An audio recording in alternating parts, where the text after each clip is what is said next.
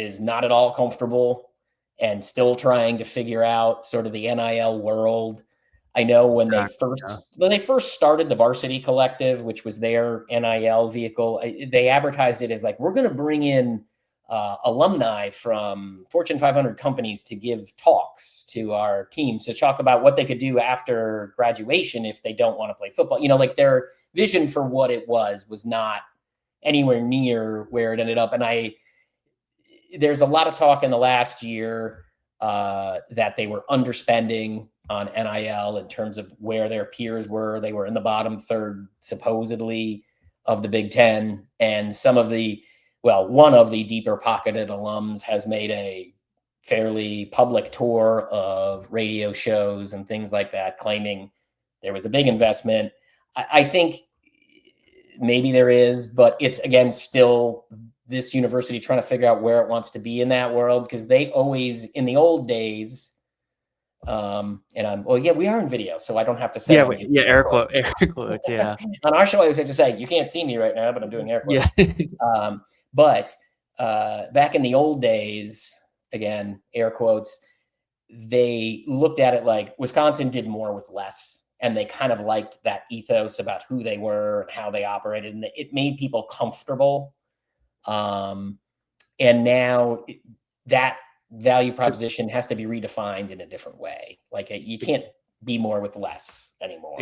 Exactly. Because I guess the way that you sell Wisconsin to a prospect 10 years ago is, hey, you talk about Barry Alvarez, you talk about the tradition, you talk about Camp Randall, you talk about, just the community. Whereas, fast forward to now, the way that you're selling Wisconsin now is more about talking about the Big Ten, talking about the opportunity, and just kind of, bringing that all together more or less. So it's fascinating you hearing about that too, because, I'm also a Pitt fan too, and I feel like I'm kind of going through that same thing in the ACC, whereas, Pitt and Wisconsin, they kind of have that similarity where it's, hey, kind of a blue collar type of community, that type of thing. Yeah, it's a development. The idea is you're going to come in, we're going to play you by your third year.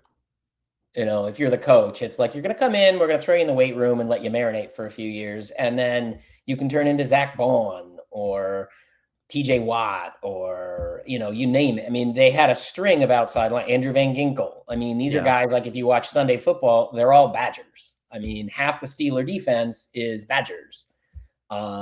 Nick Herbig and TJ Watt are the ends, and Keanu Benton is the nose, there. So it's like you have all these Badgers out there, and they had an ability to, and that's where they're missing now, because that has fallen off. They are simply not producing the NFL talent that they were. I mean, they were putting guys in the draft that aren't happening now. And I think that was a big part of their sell that is now lacking. Put even aside the economics of NIL, the Wisconsin offensive lineman archetype has, I could even go into a whole thing. The Wisconsin offensive line hasn't been the Wisconsin offensive line for the better part of a decade. Yeah. But they had bodies they put out there. They'll put, Riley Mahlman, maybe a day 2 pick. Maybe somebody else gets scooped up. You don't know. But it's not where it was. But it's, again, they have to, is it that they're not identifying guys? I think they're, for Fickell, if you're being fair to Luke Fickell, I do think late stage Paul Chryst had issues that I don't know that they'd necessarily be in a different place. I think the athletic director, Chris McIntosh, made the calculation that I recognize that football is changing in NIL, and Paul Chryst was pretty obviously not interested in dealing with that. I mean, he was asked a couple questions, and he always was kind of rambly and marble-mouthy in how he answered questions, but he gave a big 2,000-word statement of nothing about, like, it was just clearly something that he was not thinking about, wasn't engaged in, didn't want a part of. Exactly. And even somebody like Fickell does not come out and say it, but you do get the sense that he isn't as enamored with college football in 2026 as he was with college football in 2022. And I don't think it's just because of the wins and losses that he's producing on the field. I think the skills and the duties of the job as a high-level football coach are not exactly in line with where they used to be for him and where he felt his strengths were. But it continues to be part of the struggle for a team like Wisconsin to figure out sort of how they do it. That's what I mean, because now you're a head coach, you're a salesperson, you're a fundraiser, you're also convincing kids to go into the portal, go out of the portal. So it's really you're really just wearing a lot of hats with the job in general, which I guess is a good segue into their recruiting class, because as I kind of looked at their recruiting class before we talked and everything, ranked 66th per On3 Sports this year, which is a pretty big draw compared to 27th for last year. But the good news is that they have some good solid kids here. They have about 15 commits to 33 transfers, so they're bringing in some new bodies. Obviously, the headliner is Colton Joseph from Old Dominion, who I know we talked about Tanner Mordecai a couple moments ago. I actually see some similarities between those two in terms of kind of their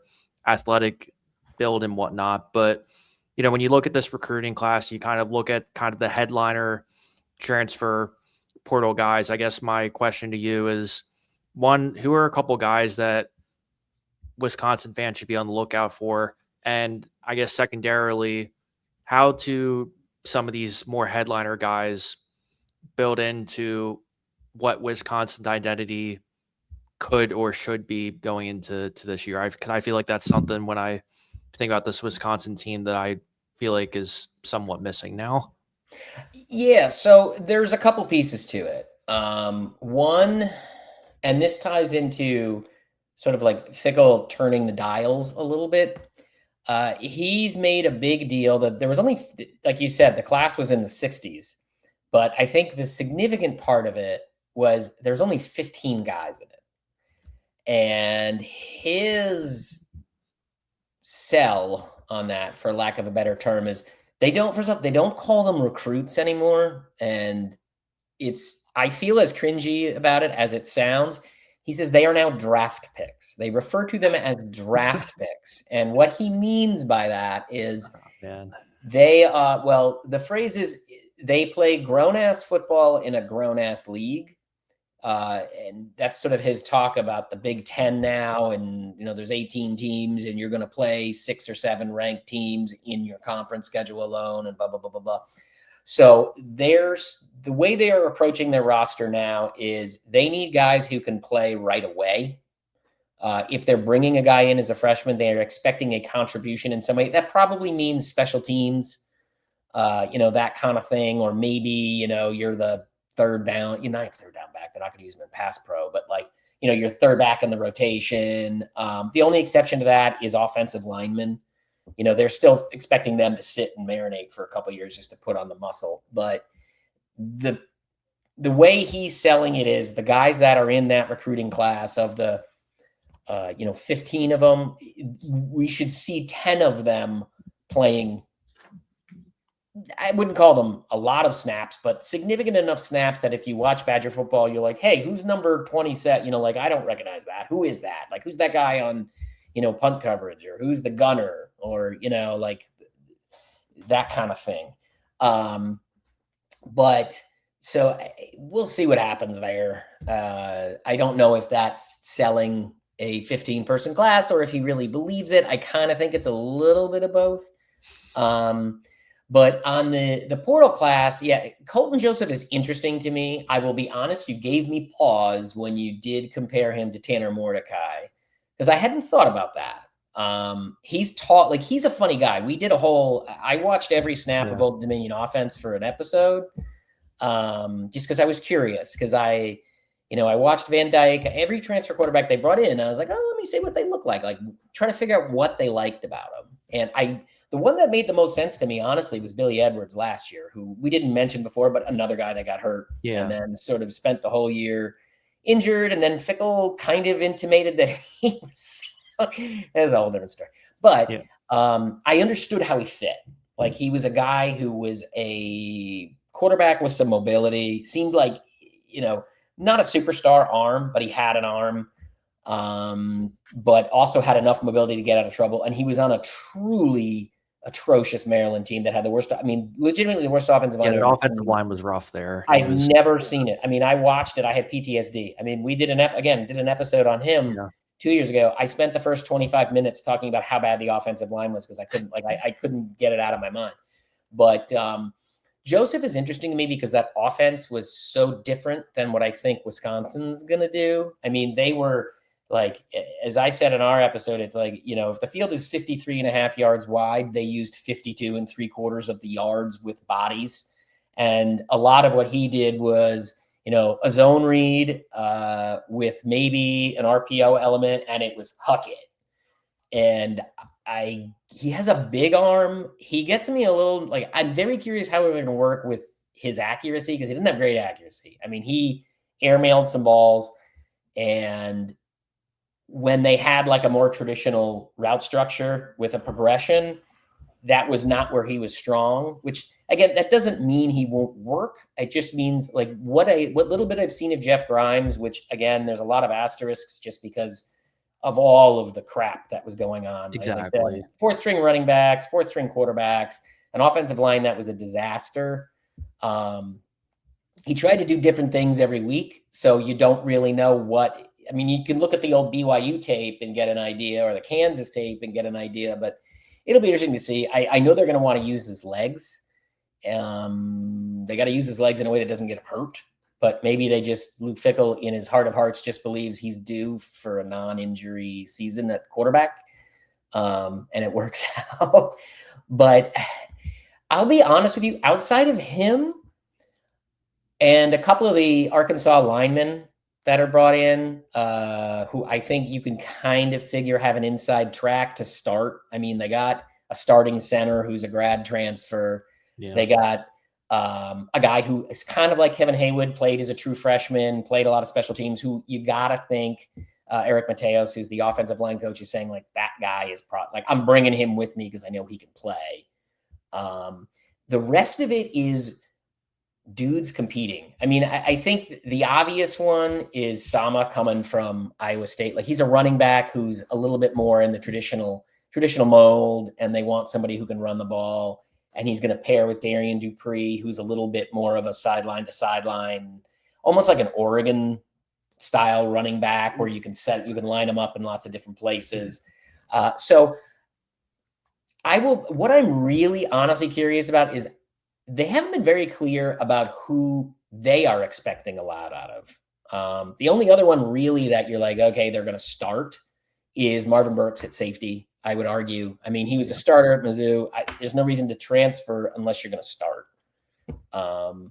And so you're going to have a rotation on the line. The offensive line, they did on the offensive line basically what they did on the defensive line last year, which was their defensive line 2 years ago just got blown off the ball, and it was a real weakness for them. So again, in Fickell fashion, it's react really strongly to what happened to you there. And they brought in, I don't remember the number off the top of my head, but I think it's 6 defensive linemen. It's more than 5. We'll leave it at that.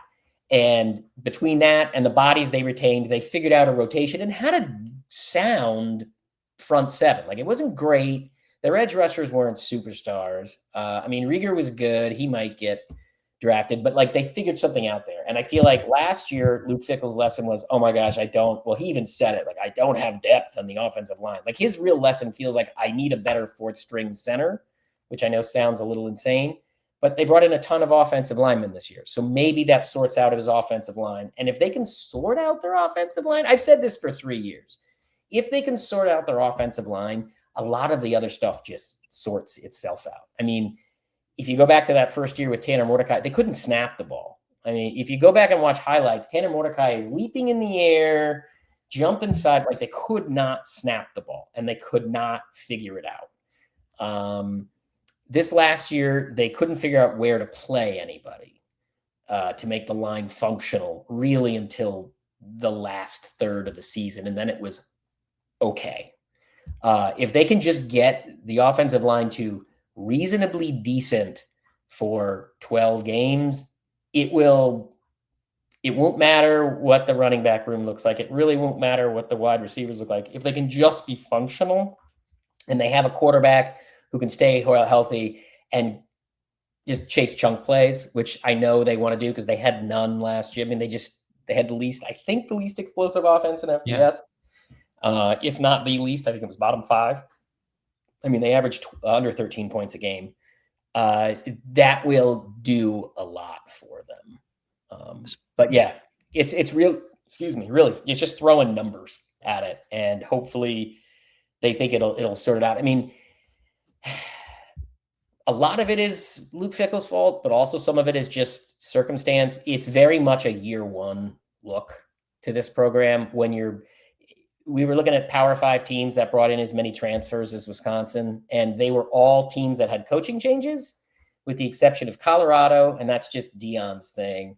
Exactly. And West Virginia, who put a whole bunch of money apparently into NIL for Rich Rod. So Wisconsin's kind of in that boat of like it's a reset, and it all comes down to how much buy-in Fickell gets. Not so much from the athletic department, but from the donor base, because the athletic director, Chris McIntosh, hired Fickell. He's wed to him, so he's not going to be trusted to hire the next football coach if this doesn't work out.